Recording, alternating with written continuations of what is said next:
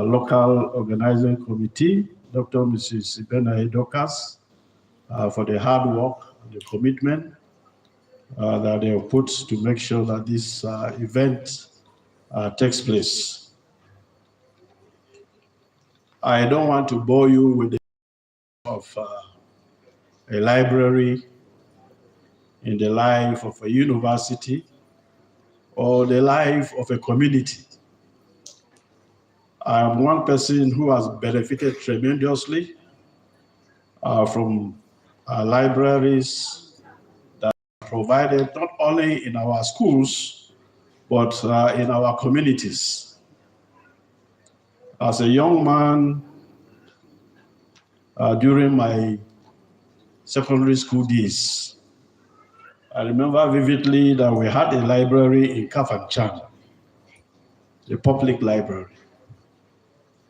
And that library was the source of my time spending. Every day, I made sure I devoted at least 2 hours or more to go and read there, to revise my notes, and to work there. The same thing here in Zaria. There was a library at Kofandoka, I believe it is still there, that was newly established, and who traveled all the way from College of Advanced Studies, CAS, then, to go and study there. So, and my little experience in the United States shows that libraries in communities play a very, very vital role in providing an avenue not only for academic pursuits, but for social interaction and community engagement. And so libraries are a must. And therefore, Ahmadu Bello University has placed a lot of premium in developing our libraries. For those of you who might not know, and for those of us who had the benefit of enjoying the full complement of KIL during our undergraduate days, it had centralized air conditioning system, and it was one of the best places that as a student, you want to go. And so the library, KIL, was always very full. If you don't come in time, you are not likely to find a place to sit, because it was highly patronized by students. We know the challenges that were faced over time in terms of financing, in terms of facilities. And the university management deliberately is working to ensure that we revitalize KIL to become the hub of academic and intellectual activities in ABU. So it might take a little while, but the university is determined to make sure that not only KIL, but our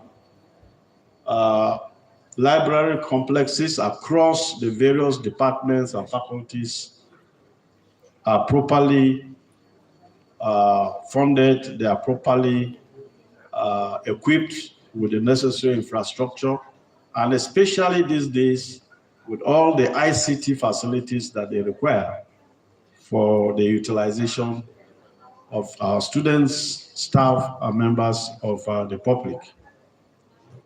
It is on this note that I truly appreciate the theme of the conference, harnessing emerging technologies for knowledge ecosystem, innovation, and sustainable development. I want to believe that the papers that will be presented at this meeting will be incisive, will be educative, and will point to directions that we must pay attention to in order to make our libraries relevant in the 21st century.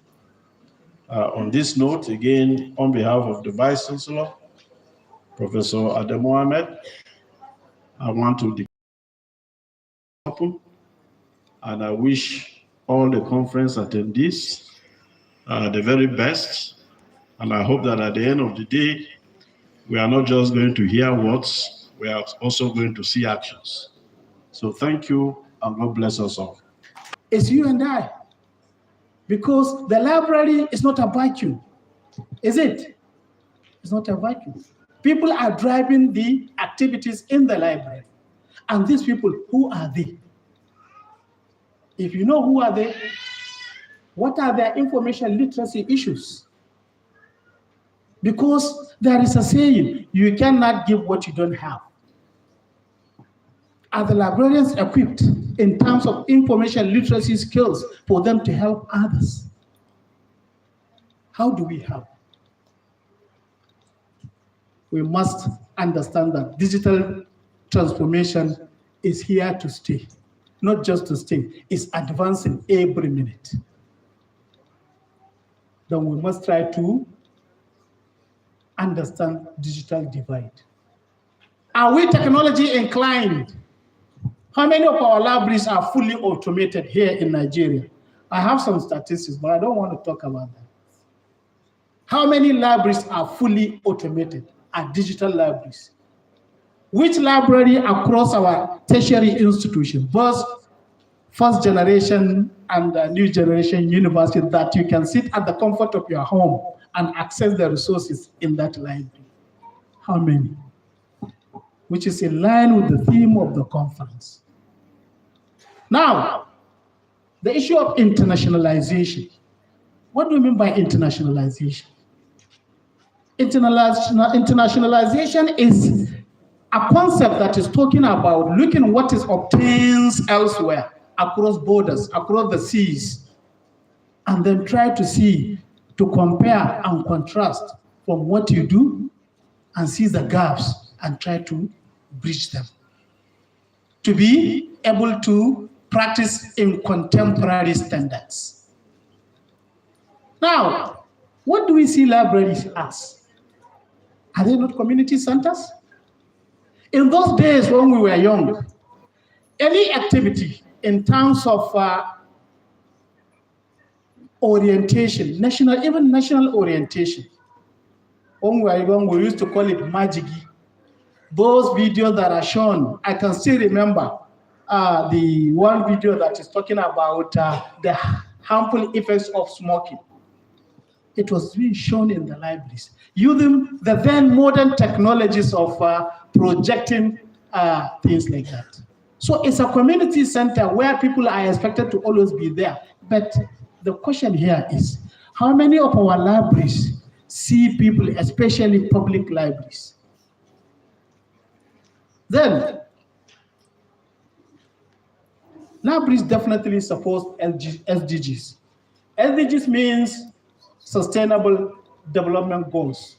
By providing or supporting education, which is SDG number 4, providing and supporting health and innovation, because we provide the platform for students in the health sector, the MBBS students, nurses, and other community health workers. We provide them with the resources and we show them the way to utilize the resources effectively, thereby building their capacity, and then they now turn into those who benefit the society in this sector. Meaning, libraries are supporting SDG number 9. Reducing inequality, because libraries are for everyone. There is no special place for anyone. We reduce inequality, which is SDG number 10. And research and community engagement, like what we are doing here, is supporting SDG number 11. And there are a host of other activities we perform that support the sustainable development goals.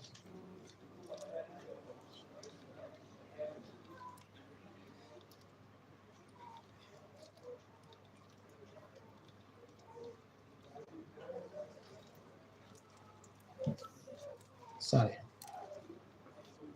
I was now when we talk about knowledge sharing, Prof. Zachary, while he was standing here, talk about knowledge sharing generally. How do we see knowledge sharing? Like the activity we are doing here. Because basically there are 4 ways knowledge can be shared, even though we have only 2 types of knowledge. One to many, like I'm speaking and I'm sharing the little with all of you here. One to one between individuals. Many to one, maybe a number of people. Like if you are a leader, the local government chairman here has so many aides, and they gather information about the polity, what the people want, and they report to him. He knows what happens in Muchia, in every other place, but even though he didn't get there, the knowledge is being reported to him through his disciples. Then many to many. This is very, very much important. If we are talking about knowledge ecosystem, what is the contemporary knowledge ecosystem? We have AI, big data, and digital transformation. On Monday, I had lecture 8 to 10 and another one 10 to 12. Because of a position as a principal officer, I always put my lectures on Monday so that I finish with them. The first lecture was information ethics, which they all did, because they have what we call smartphone. Oh, where am I? What they did, I asked them just one question. The first question I asked, look at, somebody had 15 pages of what AI gave him. I said, go through those 15 pages. In-text citation, AI, artificial intelligence. AI will never give you in-text citation because it doesn't understand in-text citation. It will search for the key terminologies you type and search for, and it gives you knowledge on that without saying this is the original author of this idea, which is plagiarism. Which means AI, whatever it gives you, is plagiarized. And how do you see plagiarism in academic work? It's punishable by expulsion, and you go to prison. So using AI is very, very dangerous in terms of even submitting your assignment.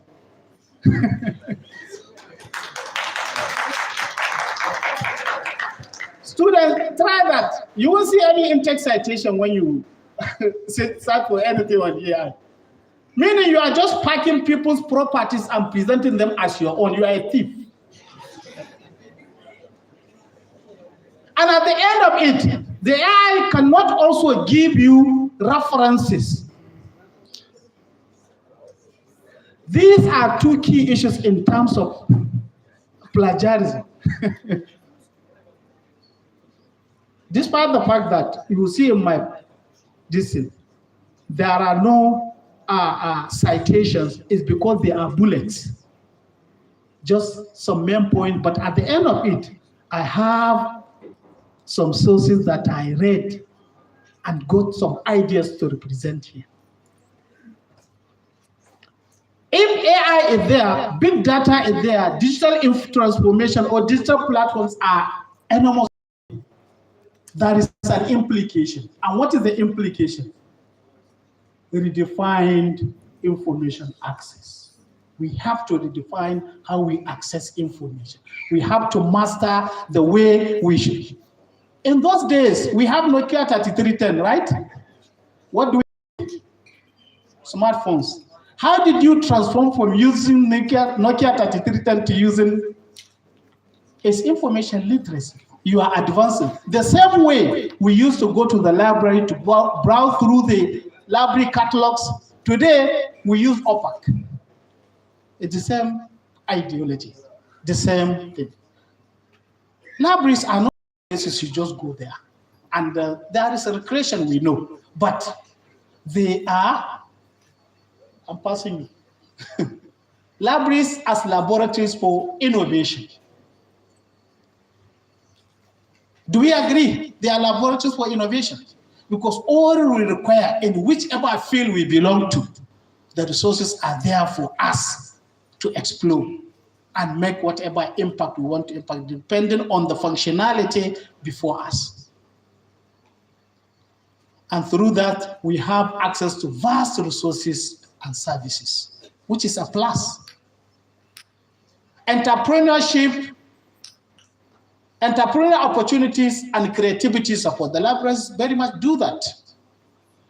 Consortia with academic and private sector through libraries.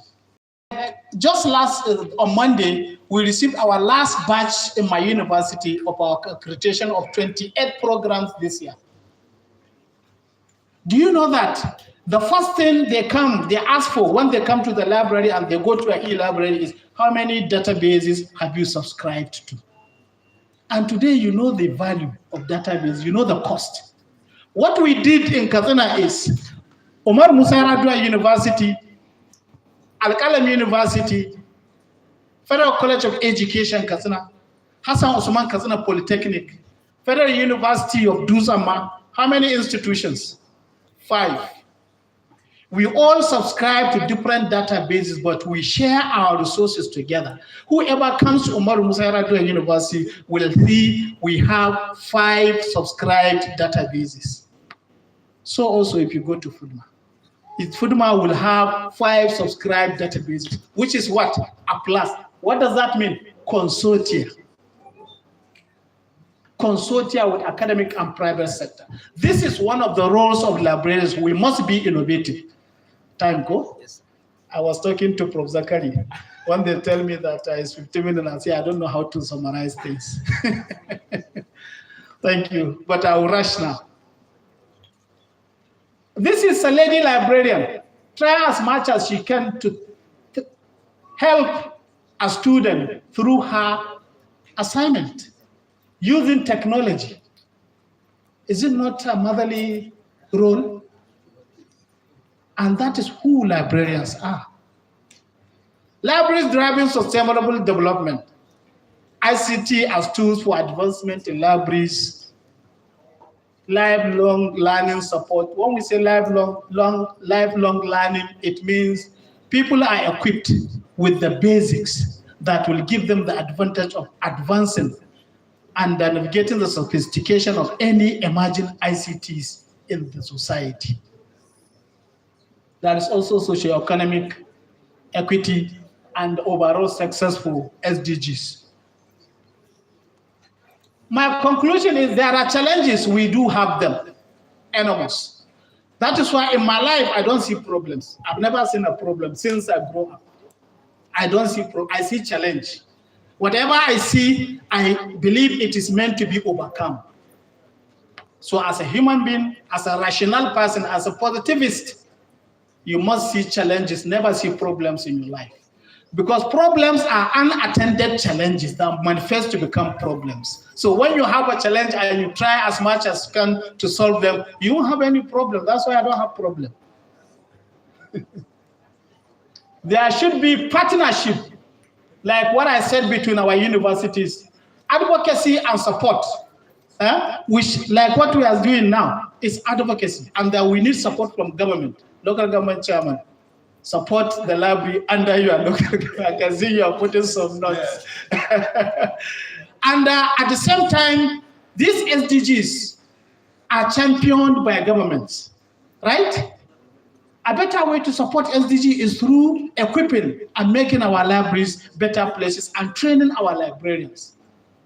If we do that, I believe the future is certain. Then These are people coming together to charge the cost, a new cost for librarianship. Even the minister is there, and so on and so forth. Then, after my conclusion, I want to call on the stakeholders. Number one stakeholder is professional attitudinal change. Who are the professionals? You and I. We must change our attitude.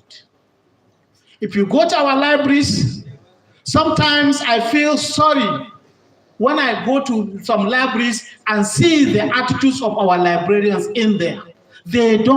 Many of us do not try to represent the profession because of our attitude, because of what we do. In my earlier on when I started the presentation, I was talking about how libraries become punishment grounds.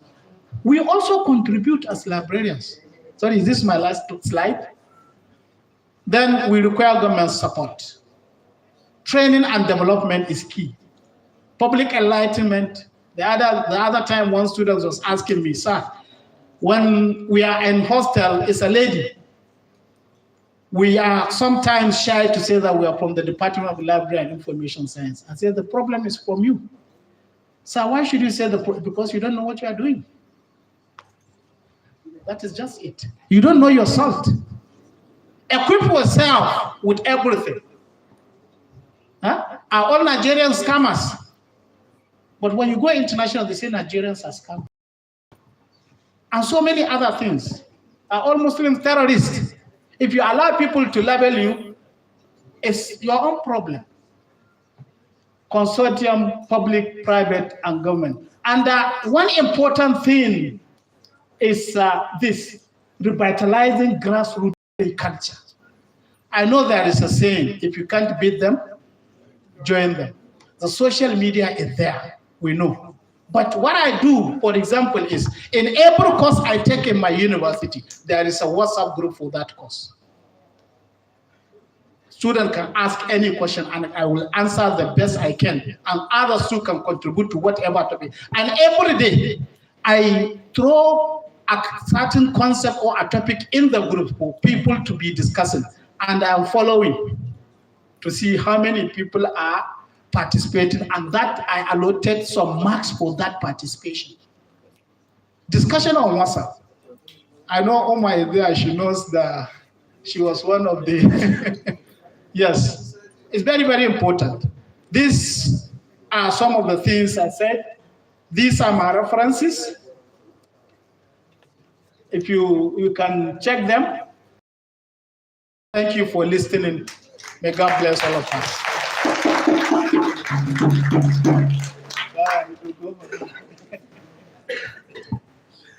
Thank you so much. Thank you very much, Digital Professor Sanefari. Please, can we once again put our hands together for him? You know, I was talking about Professor Zakari Muhammad earlier, and I said Professor Zakari Muhammad is a professor that mentored other professors. And when he came for his remarks, he also assured us that Professor Sanefari will educate us on what artificial intelligence is. And he has succeeded in doing that. Once again, thank you very much, sir. And thank you very much for allowing us to tap from your world of experience. And distinguished ladies and gentlemen, quickly for another 15 minutes keynotes address, may I invite the Vice Chancellor of Kaduna State University, Professor Abdullahi Musa, who is here ably represented by a Professor of Criminology and Gender Studies, and also doubles as Administrator of Kafanchan Campus of the Kaduna State University, Professor Hawa'u Evelyn Yusuf. The presentation was earlier supposed to be for 15 minutes, but the chairman has directed that it should be for 10 minutes. Thank you, ma'am. And I'll tell the chairman that I won't take that because I am a woman. So good morning, everyone. I'd like to leverage on existing protocol. Yeah, we are in the 16 days of activism against gender-based violence. And unfortunately for you, You started on the very, very wrong note because I was protesting. Because following your program, I was supposed to present first. And he made me leave an activism program to come here. That alone was an injustice. But then he's my boss and I had no choice. And when you were going to massacre the whole thing, you called my kid brother, Sanifari, to present before me. And I said, well, when my brother has spoken, there might be no need for me to speak, and I will do exactly that. The theme of this year's 16 Days of Activism is stopping digital-based violence. And it resonates with the theme of this year's conference. And it gives me pleasure to be able to speak before the audience here. Incidentally, I'm a product of Ahmadu Bello University, Zaria. I graduated from the Department of Sociology in 1991. And so it's good to be home. I have two homes, Ahmadu Bello University, Zaria, and Umar Musa Yar'Adua University, Katsina. So, the Vice Chancellor of the Ahmadu Bello University, sir, the University Librarian, distinguished Chair of Conference Committee, eminent scholars, librarians, technologists, policymakers, ladies and gentlemen, good morning once again. It's a great privilege to stand before you today, and I bring you warm greetings from Professor Musa Abdullahi, the Vice Chancellor of the Kaduna State University, who conveys his deep appreciation for this invitation and his sincere regrets for being unable to attend personally due to urgent official engagement. It is an honor for me to present this keynote on his behalf, especially here at ABU, a university that is not only the cradle of Northern Nigeria's intellectual tradition, but also the home to one of Africa's most historic academic libraries. The Kiel, we used to call it Kiel.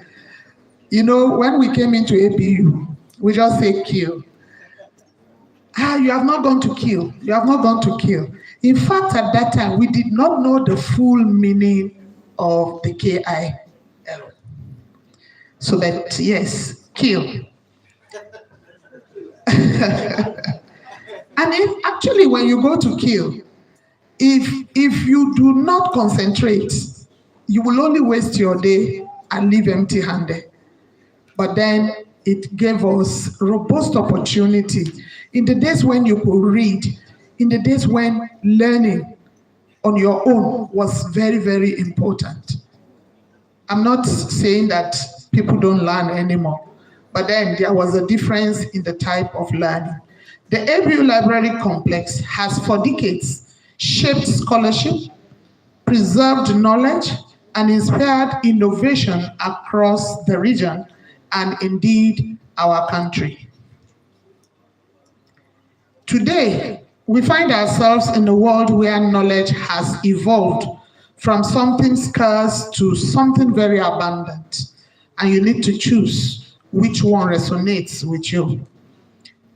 The challenge is no longer access to information. The challenge is how to navigate, verify, interpret, and apply the massive volume of information that is being produced every second. Across the world, libraries are leading this particular transformation. For instance, in Singapore, the National Library Board used AI-powered tools that helped users quickly filter credible information from misinformation. And I think that is where we are in Nigeria. We need to begin to filter the misinformation, to begin to remove them from the AI our students use. I don't discourage the use of AI, but just like Professor Fari said, you can use AI, but you need to use it positively. You need to know what you can get from AI. I was discussing with my sister, and I said, yes, AI can give you information, as much of it as you want. In fact, within 5 minutes, you can have an array of information coming in from AI. But to what extent is that particular information coming out relevant to your context and content? How do you sieve out that which is going to make sense? I don't know if you have taken time to read some of the information that you get from AI. If you copy it and paste in your work, you will see that it starts, instead of it to flow, the next gives you something entirely different from the very first paragraph. And that's how you catch a student who is copying and pasting from AI. Because he doesn't know. He just assumes, I've gotten 15 pages for my assignment. I can just go remove the name, put my name, plagiarize, and you're in trouble. And then he goes out. But if a teacher too is not smart, sorry, I still call us teachers. I don't believe in the world of lecturers. I believe in teaching. So a teacher who knows his onions at a glance will be able to identify an AI-produced assignment. But Mr. Lecturer may not see it. Yes, because Mr. Lecturer may not necessarily read that work verbatim, sequentially, because he too does not have the time to read it. Unfortunately, so. So, imagine technologies and reshaping libraries. Ladies and gentlemen, technology is no longer optional in librarianship. It is the backbone of modern knowledge services. AI is transforming cataloging, research systems, and user support. Then the big data analytics now guide decision making. Then you have the virtual augmented reality. They are opening new frontiers. These technologies are not futuristic luxuries. They are essential tools for all modern universities. Modern library services. Modern library services must go beyond book lending. They must support the entire academic journey, from admission to graduation, physically and digitally. Remote access to journals and e-resources, as pioneered by the Ghana Library Consortium, must be copied.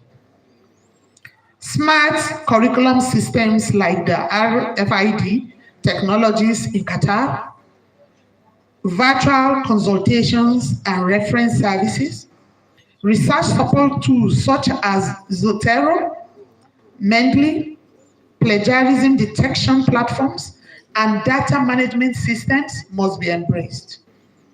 Here in Nigeria, Covenant University uses the Koha integrated library system. My own notes and say, did we hold my own notes and say, did we hold a meeting before this? And because of that, it's a family thing.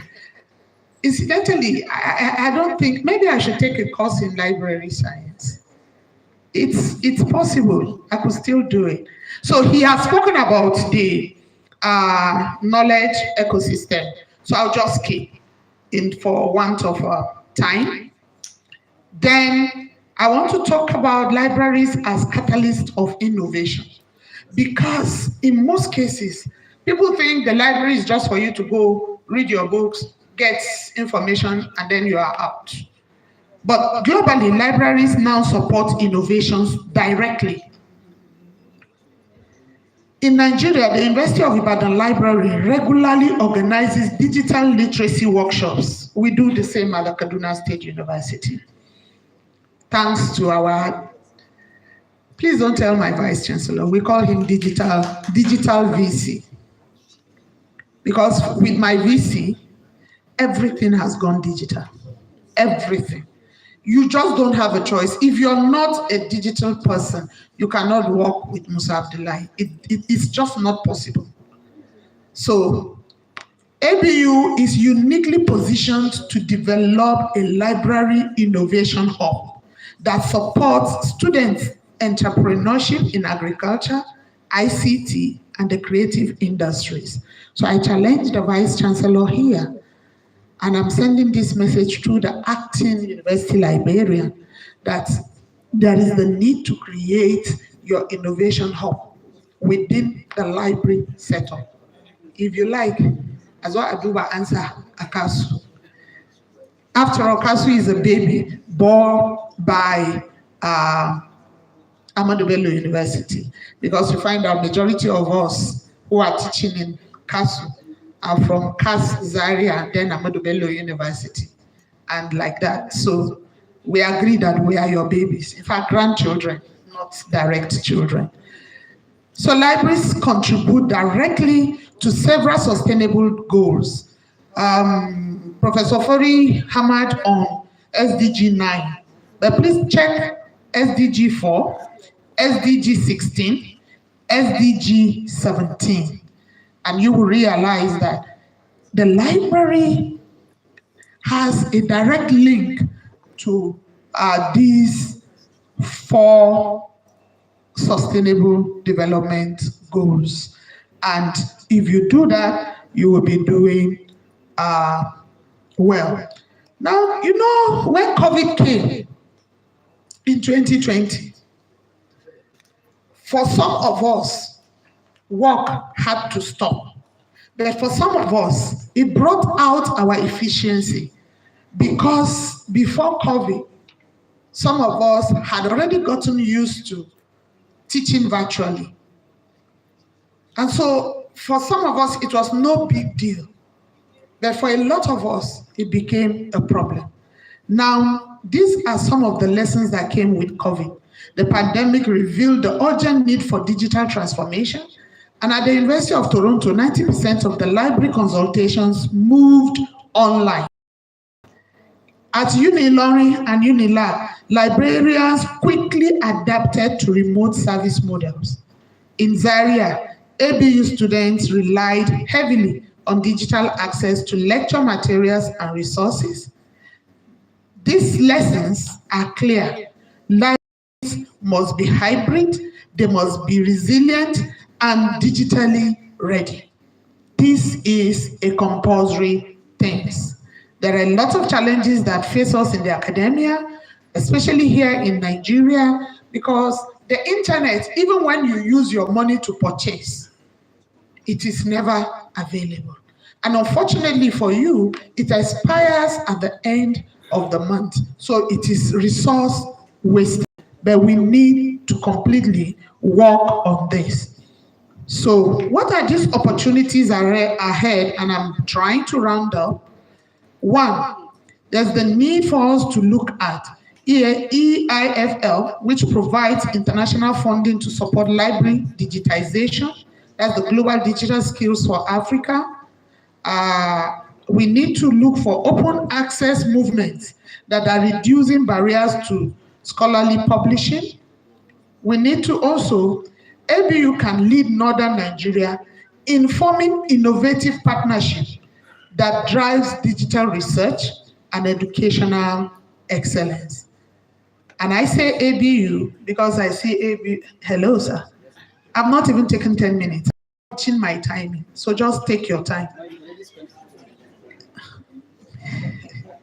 Anya Femaka. So these are some strategic recommendations. There's the need to invest in digital infrastructure. There's the need to build librarian capacity in AI, data analytics, coding basics, and digital. There's the need to strengthen local and international collaborations. There's the need to develop hybrid learning services. There is the need for us to engage students in innovative activities through the hackanauts, coding boot camps, and research writing clinics. So my closing remarks, ladies and gentlemen, libraries are not dying. Instead, they are evolving. They are moving from storehouses of books to engines of innovation, research excellence, and sustainable development. As Professor Abdullahi Musa emphasizes, ABU has always been a pioneer from the Kashim Ibrahim Library, our famous Q, to Arewa House. This institution has shaped scholarship beyond its walls. The time has come to embrace the next phase, where libraries lead the digital and knowledge revolution, not only in Zaria, not only in Nigeria, but across Africa. Thank you for your attention, and thank you for the opportunity to deliver this keynote on behalf of my Vice Chancellor. God bless you.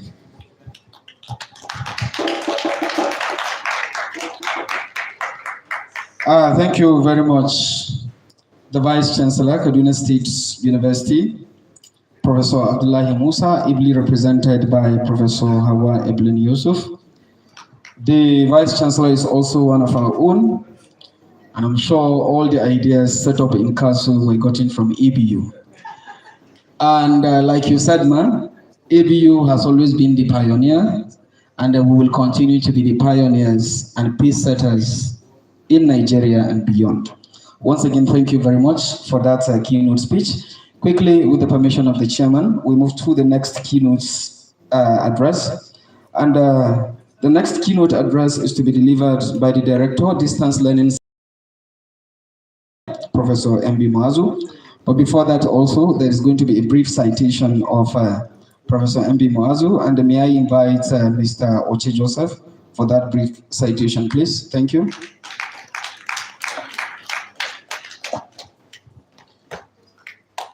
Ladies and gentlemen, permit me to read the citation of Professor Mohammed Bashir Muazu, PhD. Professor Mohammed Bashir, PhD, is a distinguished scholar and seasoned academic in the field of computer engineering at the Ahmadu Bello University, Zaria, Nigeria. He obtained his bachelor's, master's, and doctoral degrees in electrical engineering from the same institution, and has for over 3 decades demonstrated exceptional commitment to teaching, research, innovation, and institutional development. Professor Muazu's areas of academic and research expertise include computational and artificial intelligence, control system, bio-inspired system, and digital learning systems. His professional career has been marked by visionary leadership and service. He has served at Ahmadu Bello University in various administrative capacities, including head of department, coordinator of the Cisco Network Academy, deputy director and director of the university's Information and Communication Technology Directorate, now the E. Abubakar Institute of ICT, and presently as the director of Distance Learning Center. He also serves as the director of UNESCO International Institute of Online Education, Nigeria National Center. At the national and international levels, Professor Muazu chaired the National Communications Commission Interagency Committee on Telecommunication Research Proposals from the academia, and served as a member of the Presidential Committee on the National Broadband Plan 2020 till this year, 2025. Under its leadership, the ABUIY ICT Academic has received several national, continental, and global awards. including the Hawaii Global Talent Partner Award, Shanghai 2023, Best Hawaii IASC in Southern Africa, Shanghai 2024. At this point, I believe you should be clapping. And also to add to his many awards, Most Important Personality Award, Nigeria 2024. Is also a recipient of the Ahmadu Bello University Overall Outstanding Performance Achiever Award Teaching Staff last year, 2024. Professor Mwazu has supervised over 30 doctoral candidates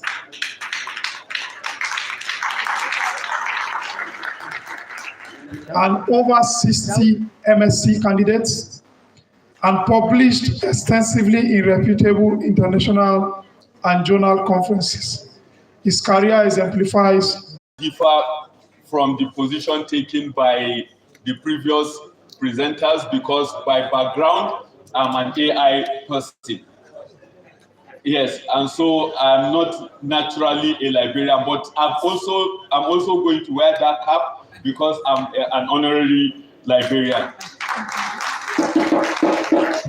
So this is, I don't know if I can come down. I feel constrained speaking from up there. Sorry. Yes. Okay. So this is the outline of the presentation that we're going to go through, and I hope do I have 10 minutes or 15 minutes? Fine. Okay. So we'll start by. Normally, this is what I want to do. Let's just exercise our thinking process, and as librarians, look at this. Just for a moment, read this. I think this encompasses what the present day challenge is all about. How we're moving from the shelves to the screen. This basically all it's about. However, that move, we need to ask ourselves whether in doing that transformation from the screens to the shelves, from the shelves to the screen, whether the trust that has been built in the libraries, in the shelves in the library, can we move that trust to our screens because of certain issues? And I think the simple answer is yes, we must.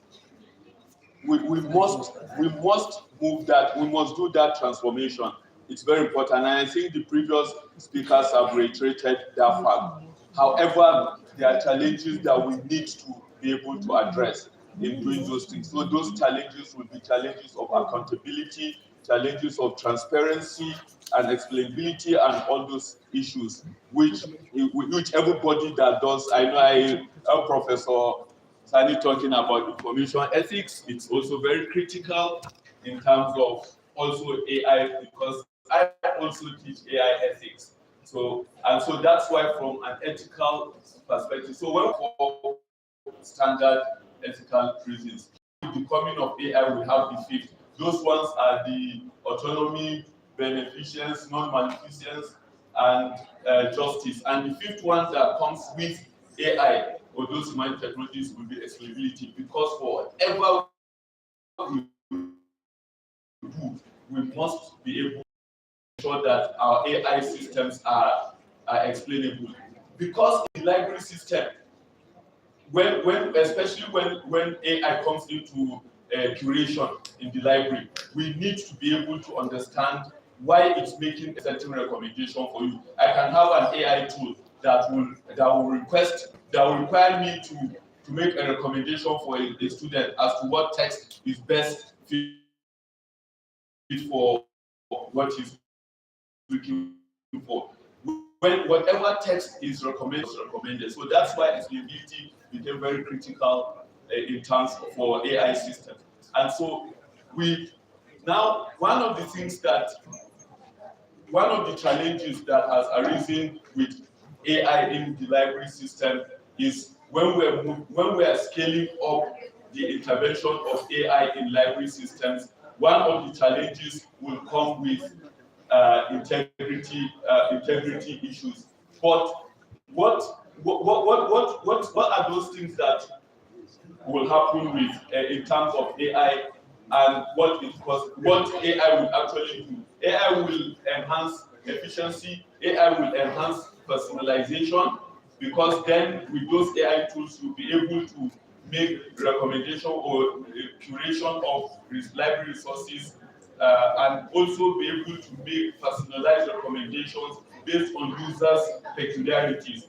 So when you have an AI system that operates in the library, it tries, just like Professor Sani said, when he was in the university, and every time he logs on, it keeps record that he's been in the library. But it's not only his attendance that is recorded, also what he searches for. So that's what it uses to build the persona of that person with respect to how he uses the library. So when next he's looking for any material, it's going to look at the history of his usage, yes, and then makes recommendation based on what his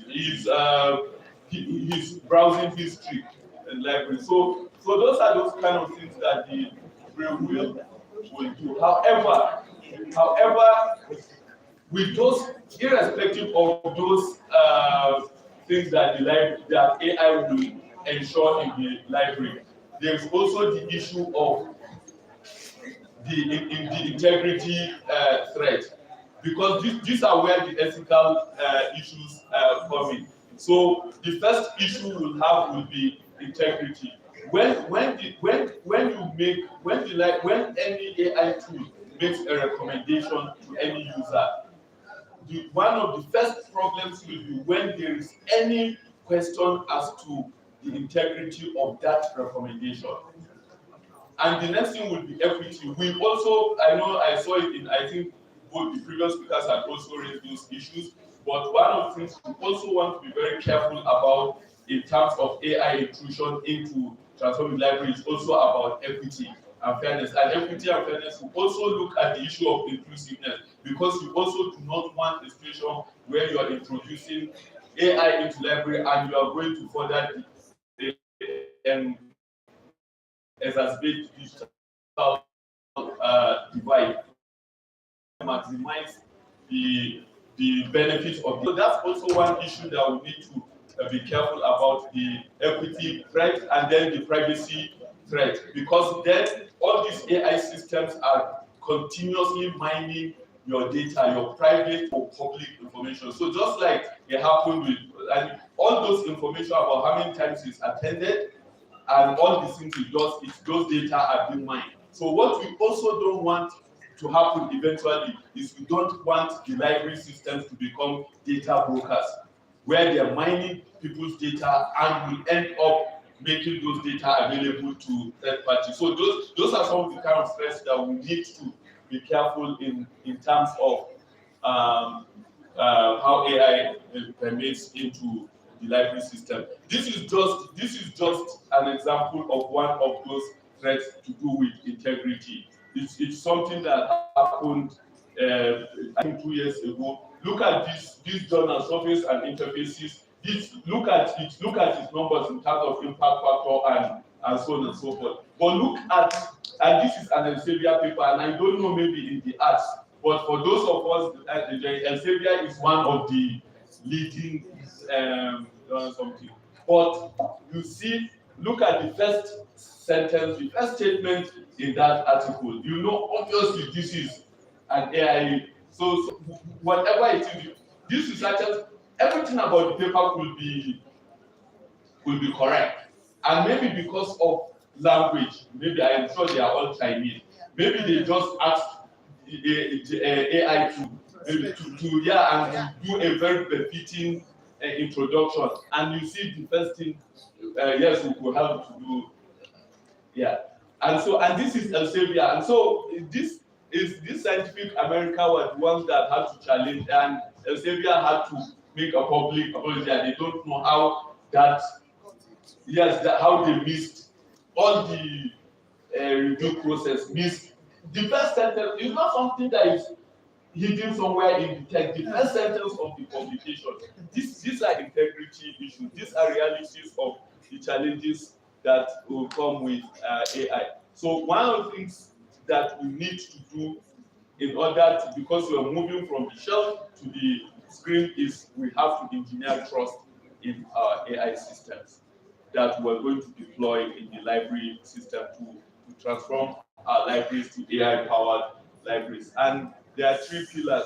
We have transparency, we have equity, and sovereignty. Those are the three pillars that we need to enhance in order to engineer trust in that transformed library. So in terms of explainability, and like I said earlier, this is one aspect of ethics that had to be introduced because of these AI systems. That whatever it is that AI is giving you as an output, you have to be able to have a justification as to why it's making that recommendation. And so that's why you see now in most of the, if we're going to talk about the capabilities of these large language models or the Gen AI tools, now we need to think about what the state they are right now, not the state they were back in 2022. So that's why when you look at all of them, you look at ChatGPT 5, or you look at DeepSeek or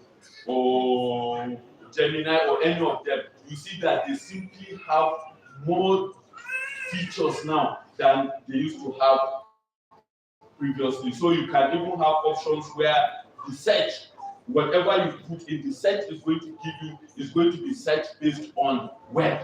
So it's going to go to the web to search.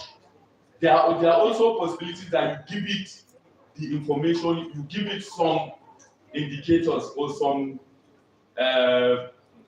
documents, and you tell it to make inferences from those documents. So that's why you do deep thinking or research or web, all those, you can do a combination. Previously, if you compare what ChatGPT 3 and ChatGPT 5 will do, you realize that there's a world of difference from. So these things are having more advanced features now that can do a lot of things. But it's very important that we also have, and so sometimes you also have situations in which your libraries now, because you need to be operating 24/7. And so when students or users from anywhere at any time, I know for us in the distance learning center now, this becomes very important because our students are not domiciled in a particular place. So if we have library services, those library services must be available for users at any 24/7. And so at some point, the interaction between users and the library system will be through AI bots, chatbots. And so, but anytime any user is trying to get inquiries from the library system, it has to be very clear whether he's dealing with a human librarian or he's dealing with a chatbot. So there has to be that full disclosure. And so that's why we talk about interface disclosure. So it's going to be very important to do that. And now to build those chatbots, these are things that you don't need any coding experience to build those bots now. So that's why, for instance, now these are tools that are readily available now, AI tools that are readily available for library use these days. So these tools do a lot of, they're in different things that they can do, but like when the organizers make this available, you can get more information about all these tools. But I will just to maybe give you an insight as to maybe just two of them, the rabbit hole and the quick chat. The quick chat is a tool that you can use to build your own chatbot. Okay. Yeah. So these are tools that you can use to improve, just to transform the library system.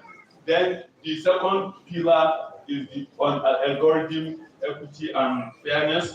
Like we said, we need to be able to develop algorithms or systems that will ensure equity and will not discriminate against, because one of those challenges we have with AI systems is because most of those systems are built on largely global north data, the developed countries. So research has shown that over 80% of the data that is used to develop those AI models are from the global north. Only 20% is from the global south. However, like I always mention, recall that even China is a global south country. And China is the leading AI country in the world. And so if you just imagine that 20% of the rain data that is used to model AI systems is from the global south, but China is a global south country. So you can imagine how much of the data on AI models today is from countries like Nigeria. We simply don't have data. So that's why sometimes it just uses generic inferences to give you responses that will be unique to your realities, unless if you're going to provide it with the information on which you want it to act upon. So the third issue is data sovereignty. We need to be able to own our data. We need to know where we're getting the data, where the data is being housed, and what the data is being used. Now, most of the things we do, most of the times where data we're housing, it's not stored here. Even some of our critical government data are not stored in Nigeria. Some are stored in. I know recently when Bosun took over as minister, they talked about trying to get petabyte deals with some, but it's just what it is.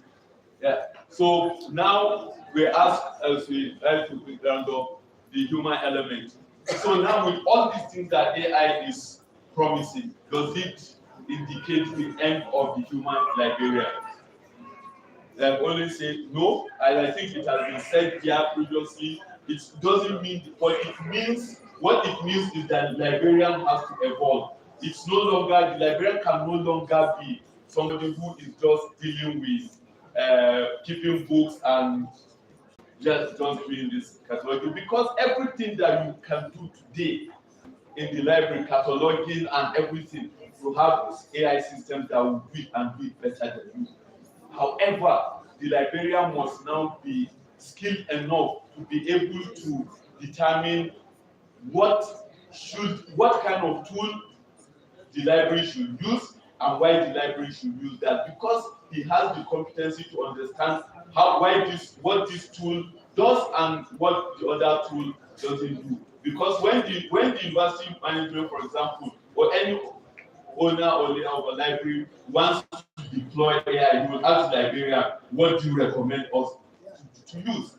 So that's why the librarian also needs to be able to determine what tool they are going to use and why they should use that tool. So that's why we have two things in terms of skilling. There has to be AI literacy. We have to get librarians that will be trained to understand what AI is all about. It's not about coding, but you need to understand what these tools are all about, what they can do, and what are the ethical challenges that exist with using those AI tools. And then once you're literate enough, you can move on to do the advocacy, because then you can tell users the perils of using the AI, what pitfalls they should look at and what they should avoid, and what kind of tools they should use for what particular purposes. And so now, in terms of how we're going to implement the roadmap for transforming the libraries to AI-powered libraries. Quickly, we just look at in terms of policy. The first thing we have to do is we have to develop policies that guide the use of AI generally and in particular to the library. And then we look at training and then local focus. But I think the very important. So we now look at, like I said, there are already policies in government-based policies, the National AI Strategy, the National Data Protection Act, and recently, I think it's just in circulation now. There's a draft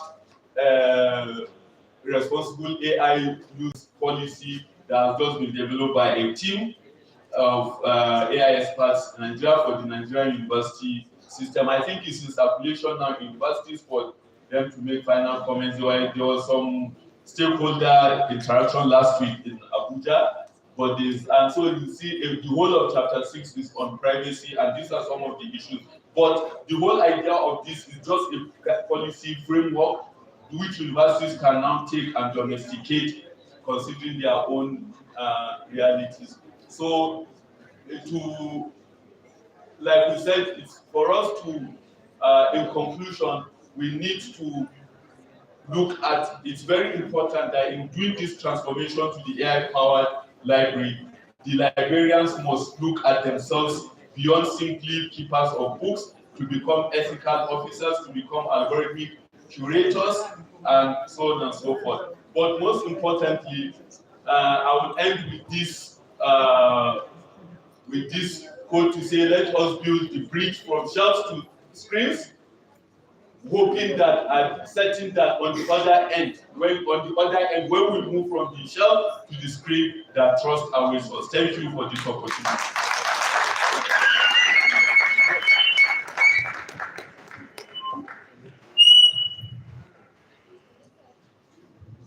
Thank you very much, the Director of Distance Learning Center of Ahmadu Bello University, Zaria. Please, can we once again put our hands together for the director? The director is indeed an AI person, like he earlier pointed out, and his presentation quite already differed from the previous presentations. And we now know that AI is not meant for us to use just like that. There are certain ethics, or rather ethical codes, which we are supposed to go by in the application of AI, particularly in the academic terrain. Once again, thank you very much, sir. And quickly, distinguished ladies and gentlemen, with the permission of the chairman, before we proceed, let's take a little presentation from the Advocacy and Marketing Unit of the ABU Distance Learning Center. After that, then we take the goodwill messages from the representative of the local government chairman, representative of the Director, Institute for Agricultural Research, and then other prominent personalities here before we close the session. Once again, the Advocacy Unit of the DLC, please.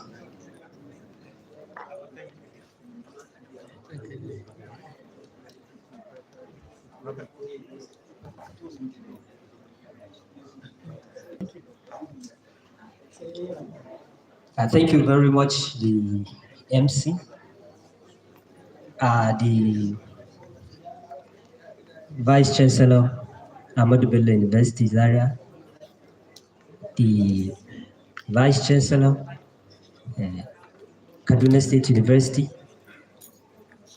the University Librarian, Acting University Librarian, Ahmadu Bello University, the University Librarian, Umar Musa University, the AI Director, Professor MB Muazu, my grandfather, my mentor, Professor Zakari Mohammed. My name is my name. I'm the editor of the ABU Distance Learning Center, and with me is Dr. Abdullahi Husseini, also the program coordinator, Master in Information Management of the ABU Distance Learning Center. Without taking much of your time, I believe the presentation by the AI Director, Professor MB Muazu, has said it all on what the Distance Learning Center of ABU Zaria does.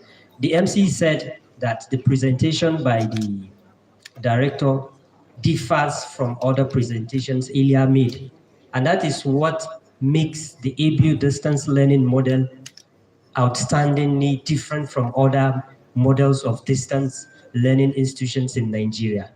Let me just take one particular key element, SDG 4, quality education.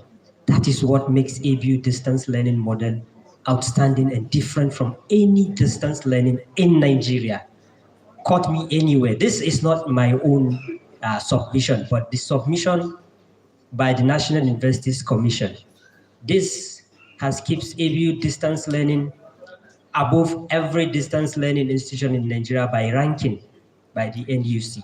Quality, quality, and quality. And that's why the center has a dedicated quality assurance unit that ensures that whatever it is, whatever it is, the services delivered, offered by the ABU distance learning is of the standard and global standard. I mean, it has the quality that it can match any distance learning institution in Nigeria. And that is why the only distance learning institution in Nigeria that goes international is the ABU model. Please can we give a round of applause to ABU Distance Learning Center. The quality of lectures can only be gotten from quality of lecturers we have. And this marriage between the Distance Learning Center and the conventional system is what gives us edge over any other distance learning institution in Nigeria. Without the ABU, I don't think the ABU Distance Learning Center will stand out and even earn that accreditation by NUC. So what we are going to say is to encourage everyone. There's no barrier, there's no age difference, there's no color difference, whatsoever it is. You don't need to know anyone to get admission into the ABU Distance Learning Center, unlike the conventional system. I stand to be corrected. You know, sometimes when you're seeking admission into the conventional system, due to space, you need to know someone who knows someone to get admitted into something or another program. But at the ABU Distance Learning platform, once you're qualified, you are eligible, you are admitted, and you gain admission and you get the quality of education offered by ABU Zaria. At this point in time, please, I would like to hand over the microphone to Dr. Abdullah Husseini, who is going to say one or two things. The MC is 2 minutes. MC. Okay, so please, Abdullah Husseini, thank you. Okay, good afternoon, distinguished professors here present. Good afternoon, ladies and gentlemen. Yeah, so why are we doing this? Our mandate is to make sure we give opportunity to each and every one of you, whether you are a working class or you are not a working class. We understand that some people really want to further their education, but this issue of you having to come to the classrooms and attend lectures, it's always a problem. Okay, so the DLC is giving you a very flexible learning environment where you can learn whatever you want to learn. You can change whatever profession you want to change. We have seen people changing from social sciences to sciences, and some people from sciences to social science background. DLC has given you that platform, that flexibility, such that you can be anywhere you want to be, you can do any work you want to do, you can be as busy as you want to be, but you could still have that opportunity to further your education. Okay, I also want to talk about internationalization. Prof has just spoke about internationalization. One of the key elements and the advantage of coming into ABU DLC is having that opportunity to be internationalized, something like that. You know what I mean? Okay, in ABU distance learning, we have lecturers, we have students from across the world. Okay, in ABU distance learning, you will be privileged to be taught by someone in the UK, in the US, and in other African countries. And we also have, you are also privileged to have a classmate who is also in UK or in the US or in Saudi Arabia or in Qatar. Okay, and it is only in ABU distance learning that you can have that privilege. So I want to urge you, I want to employ all of you here, whether you have a degree or you don't have a degree, or you have a degree but you want to have another degree, you can still come to ABU distance learning, and the sky will be your limit. Thank you for giving us this opportunity to make this presentation. Thank you. Well, thank you very much, members of the Marketing and Advocacy Unit of the ABU Distance Learning Center.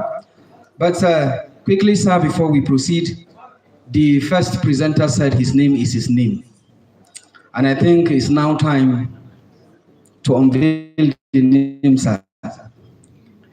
I remember in January this year, sir, we went to southern part of Nigeria for the ABU Distance Learning Advocacy.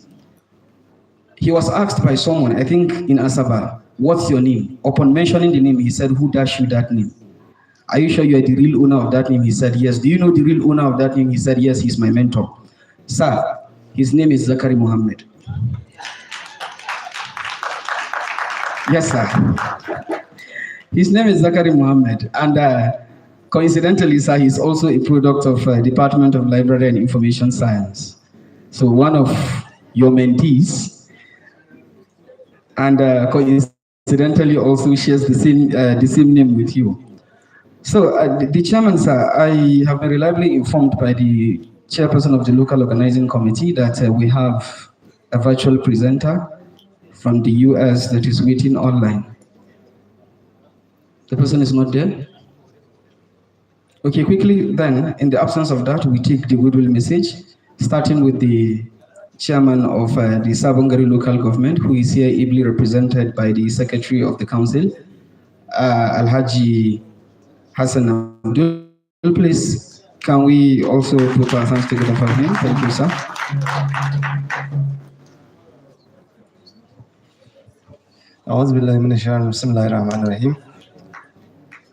Please permit me to, all protocols duly and respectfully observed in the course of time. On behalf of my chairman, Honorable Sheikh Jamil Abubakar Albani, who is also the Algon chairman, Kaduna State, he sent me to extend his sincere good message to this very important conference. Sabonga local government is the host of Ahmadu Bello University, so we are very happy to align ourselves with this important conference. So he asked me to inform the conference that he hoped the outcome of this particular conference naturally will not end up in the shelves of the libraries, however, to be implemented for the betterment of education in ABU and the country at large. Lastly, we know there are a lot of problems that were mentioned here, but I would like to borrow the words of Professor Fari, that he said he don't believe in problems but challenges. Well, we hope all these challenges will be looked at so that they will not end up as problems to us as library scientists. So we hope and pray that this conference will be successful. And we hope and believe that this conference will be impactful, and definitely it will add to knowledge in this universities across Nigeria and Africa and even the world. So thank you so much for this particular opportunity. And we hope and believe that it will be successful. And we wish everyone a fruitful stay during this 2-3 days conference. And we wish everyone safe journey back to their respective homes. Thank you so much. Thank you very much, the chairman, sir. And before you go, sir, there is the chairman, sir. The chairman, sir. Before you go, there is an award for the chairman. And to present that award, may I invite Professor Zakari Mohammed to please come forward and help in the presentation of that award.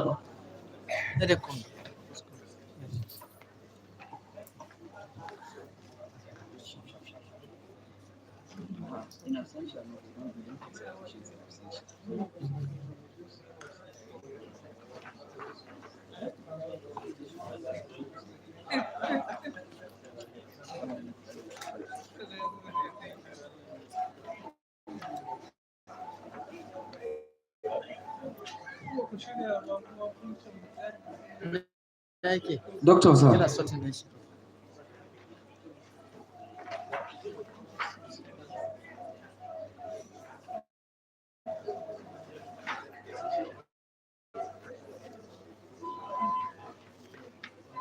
Okay. Bring it in.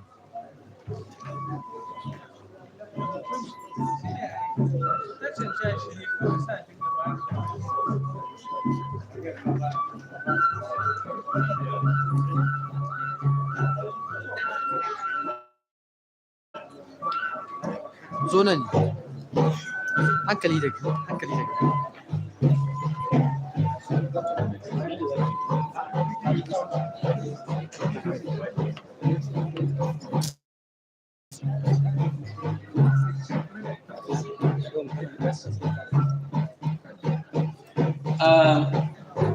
On behalf of the organizers of this program, and due to, we decided that, or rather they decided that you should be awarded this flag due to your outstanding community leadership and support for educational development in the area. So on behalf of all of us here, we congratulate you and give you this award.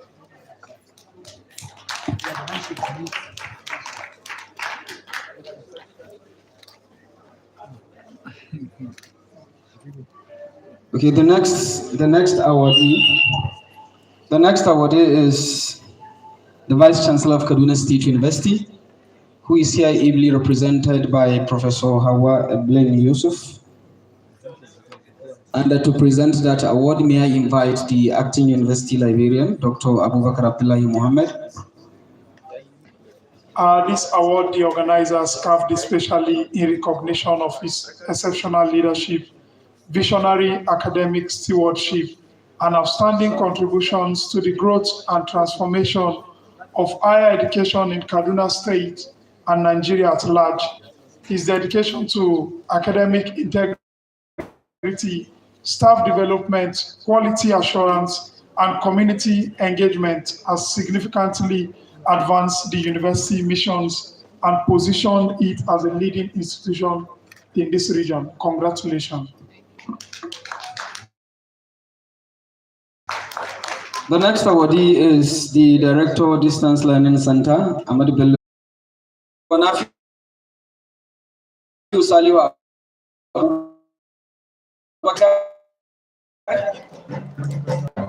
Thank you so very much. This is a salute and to encourage for his dedication to academic integrity, staff development, quality assurance, and community engagement. Thank you and congratulations, sir. Thank you very much. And to continue on the list of goodwill messages, may I invite the representative of the Director Institute for Agricultural Research, IAR, Ahmadu Bello University, Zaria, Dr. Haratu Dauda, to please come forward for the goodwill message on behalf of the Director, IAR.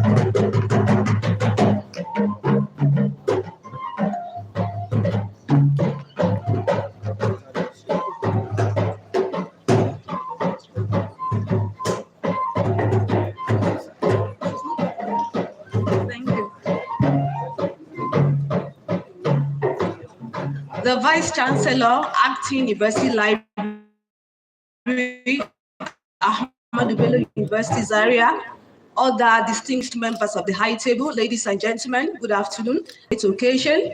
Is unavoidably absent and honestly wishes to be here because the theme of this conference is core to him. Agriculture is one sector that technology is also needed to be infused into.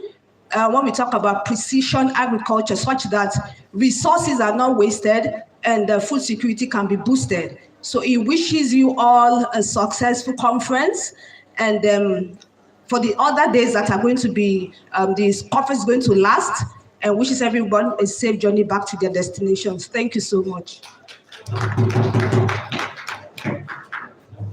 Thank you very much, Ma. Distinguished ladies and gentlemen, with this goodwill message,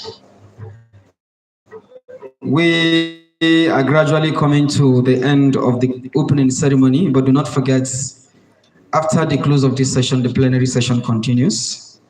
But then, before I call for the vote of thanks and the closing remarks, first we'll take a group photograph, and then after that we'll take the vote of thanks, closing remarks. Then we close the session and proceed for lunch break, tea break, and then after that we reconvene again for the plenary session. So please, let's take the group photograph, starting with the members of the high table. Thank you. Here.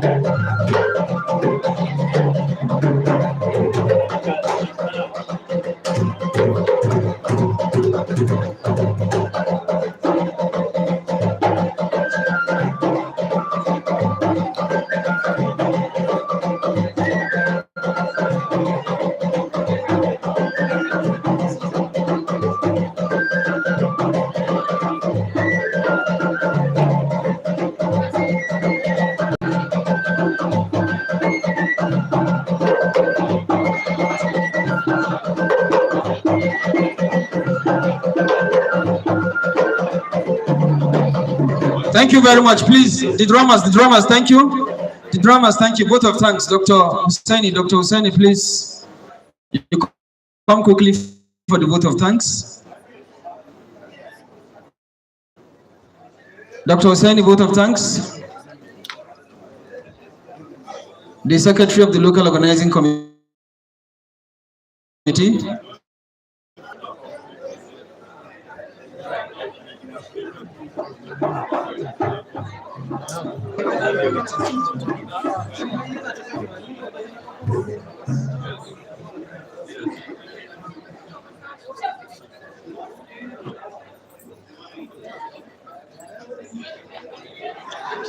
Thank you very much. On behalf of Ahmadu Bello University Library Complex, I wish to thank the special guests for honoring our invitation. We also wish to thank the lead speakers, despite short notice given to them, but they were still able to grace the occasion or the conference. Thank you very much, sir. I also wish to thank the participants, whom without them, this conference wouldn't have been successful. I wish to thank you, and I also wish to thank the Vice Chancellor for honoring our invitation. Thank you, sir. And I wish all those who have come from far a successful journey back home. Thank you all. Thank you, thank you, thank you. Thank you very much, the Secretary of Local Organizing Committee. And distinguished conference participants, students, ladies and gentlemen, I believe we've had a very long day, and I believe we've had, or rather we have benefited from the wealth of experiences of our eloquent speakers today. And do not forget, the plenary session continues. And ladies and gentlemen, we have finally come to the end of the opening ceremony of the 2025 Ahmadu Bello University Library Complex International Conference with the theme Transformative Libraries Harnessing Emerging Technologies for Knowledge Ecosystem, Innovation and Sustainable Development. My name is Ahmadu Zaria from the Public Affairs Directorate, Office of the Vice Chancellor here in Ahmadu Bello University, Zaria. And I wish all participants a fruitful and deliberation. And I hope at the end of it all, we will have a solution and an ethical code of conduct as to the use of AI. Ladies and gentlemen, we started with prayers. It's very important that we also close with prayers. May we take 30 seconds to pray according to individual faith, please. 30 seconds. Drummers were in prayers.